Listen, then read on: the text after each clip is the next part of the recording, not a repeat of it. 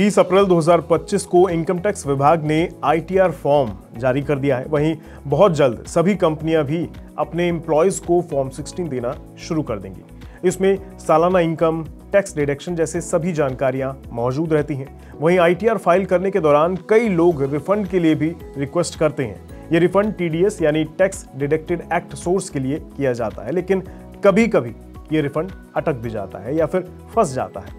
अगर आपके साथ भी ऐसा होता है और आप भी इससे बचाव चाहते हैं तो कुछ बातों का आपको ध्यान रखना होगा।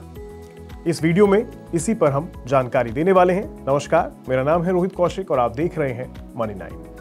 आमतौर पर ITR फाइल करने के बाद 2 से 4 हफ्ते के बीच ही रिफंड मिल जाता है, लेकिन कभी कभी ये रिफंड अटक भी जाता है। इसके कई कारण हो सकते हैं, जैसे रिटर्न फाइल करते वक्त E-वेरीफाई करना अगर आप भूल जाएं तो ये समस्या आपके सामने आ सकती है।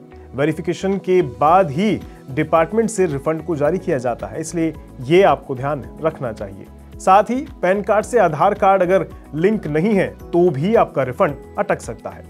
इसके अलावा TDS यानी टैक्स डिडक्टेड एक्ट सोर्स का मिलान ना होने से भी रिफंड अटक सकता है। अगर आपने ITR फाइल करते वक्त बैंक अकाउंट नंबर गलत दर्ज कर दिया है तो भी आपका पैसा अटक सकता है। कई बार बैंक अकाउंट और पैन में दिए गए नाम में अंतर होने के कारण भी रिफंड अटक जाता है। तो ऐसी स्थिति में फंसने से पहले ही अगर आप ये काम दुरुस्त करवा लें तो ये दिक्कत का सामना आपको नहीं करना पड़ेगा। लेकिन अगर आपको इस परेशानी का रिटर्न फाइल करने के बाद ही पता चलता है तो सबसे पहले आपको इस इशू को सॉल्व करा लेना चाहिए।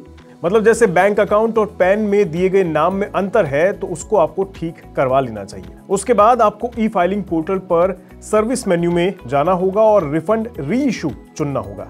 रिफंड री इशू रिक्वेस्ट पर क्लिक करने के बाद वहीं पर रिकॉर्ड को आपको चूज करना होगा।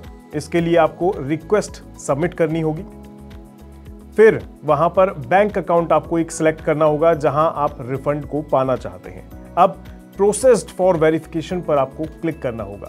E-वेरिफिकेशन के लिए आपको आधार OTP को चुनना होगा और फिर कंटिन्यू पर क्लिक कर देना होगा। बस हो गया आपका काम। आपको ट्रांजैक्शन ID के साथ सक्सेस का एक मैसेज मिल जाएगा। आप सर्विस रिक्वेस्ट पर वापस जाकर और कैटेगरी के रूप में रिफंड री इशू को चुन सकते हैं। इसको चुनने के बाद ये रिक्वेस्ट का स्टेटस आप चेक कर पाएंगे। इसके अलावा आप घर बैठे ही ये भी पता लगा सकते हैं कि आपका रिफंड कब तक आपको मिल जाएगा।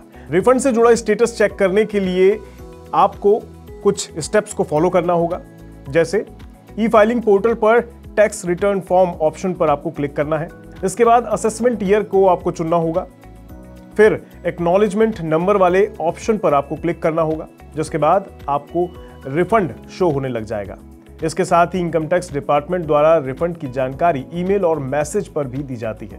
वहीं अगर रिफंड प्रोसेस में कोई दिक्कत होती है तो उसकी सूचना भी आपको ईमेल पर ही मिल जाती है। ध्यान रहे, टैक्स पेयर्स के पास रिटर्न फाइल करते वक्त 2 ऑप्शन है, जिसमें ओल्ड टैक्स रिजीम और नई टैक्स रिजीम शामिल है। ओल्ड टैक्स रिजीम में आपको सेक्शन 80C जैसे फायदे मिलते हैं।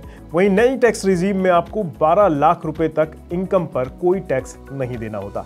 हालांकि इसमें सेक्शन 80C जैसे टैक्स सेविंग लाभ नहीं मिलते हैं। तो आपके लिए बेहतर क्या है?